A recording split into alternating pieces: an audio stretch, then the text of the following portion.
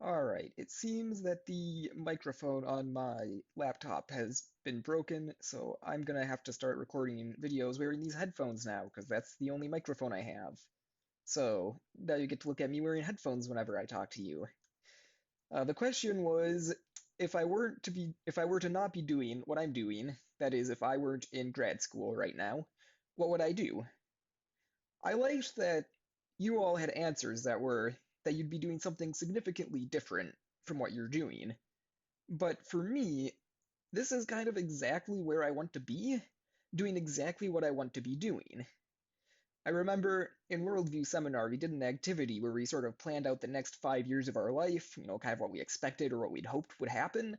And this track I've been on has kind of been following that pretty much exactly as I laid it out. But the thing is, after we finished that activity, we also came up with a backup plan. We did the same thing as like a backup plan if that ideal scenario didn't work out. And so I have some idea of what I'd be doing if I hadn't made it into grad school. So the first year of work after undergrad, that always happens. That doesn't change. But after that year, if I didn't get into grad school, I would start looking for a new job. Don't get me wrong, I loved the place I worked at. It was amazing, and I loved the people, and I loved the work. It was the best place I've ever worked. But I was only an intern, and I wasn't getting paid very much for it, so I would start looking for more of a real job. And because was really interested in artificial intelligence, I would try to get into the artificial intelligence field. Uh, I didn't. The problem is I didn't really know anything about the field at the time, so I wouldn't get into the artificial intelligence field. I just didn't know enough. So I'd probably end up working for like Amazon or something after that. And once I had that job, and it became clear that I didn't know enough about artificial intelligence to work in that field, I would start learning it in my free time. I'd become self-taught, maybe take an online course or two.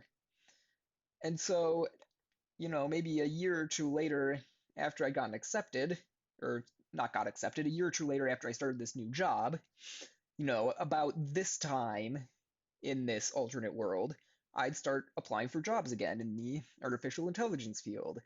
And by this time, I'd probably have some idea of what I'm doing, so I'd probably get a job in artificial intelligence.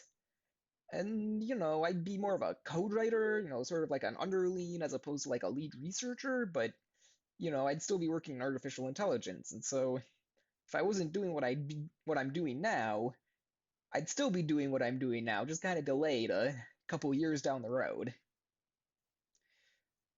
Now I have a new question for you all. It's a new year. We've got new hopes and expectations. So what are you hoping to get out of 2020? What do you want to do? What do you want to achieve? What are your hopes? The biggest thing that I'm trying to achieve this year is to pass my qualifying exams.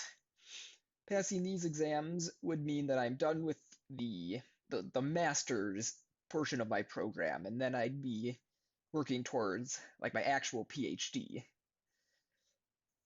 Another thing that I'd like to do this year is I'd like to visit all of my friends, all of you at some point, all my other friends at some point during the year. I want to see all of y'all in person. But the biggest change I'm hoping to make from last year is that I'm trying to live life with no regrets this year. It no, it's not that I won't make any mistakes this year. I expect there will be plenty of mistakes, but I'm hoping that I'm trying to live such that the decisions I make, I will not regret, even if it leads to a bad outcome. And so that is sort of my biggest hope for 2020.